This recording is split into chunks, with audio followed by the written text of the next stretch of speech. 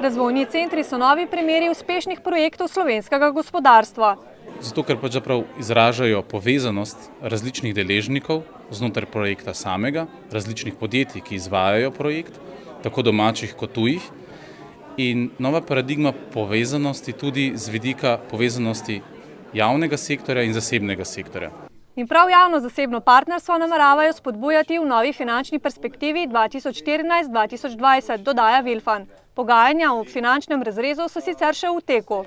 Ocenjujemo, da bistvenega poslabšanja oziroma zmanjšanja sredstev za gospodarstvo ne bo, kvečjemu računamo, da bi lahko sredstva še bolj ciljno usmerjali v spodbujanje gospodarstva in gospodarstva, ki prinaša dodano vrednost, tako kot so razvojni centri ena zelo dobra praksa.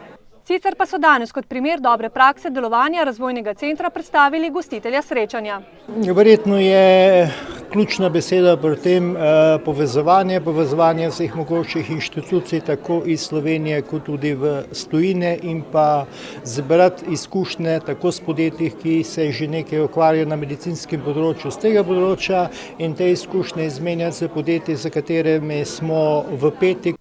V tem lani ustanovljenem podjetju nameravajo do leta 2014 vložiti 10 milijonov evrov v razvojne projekte.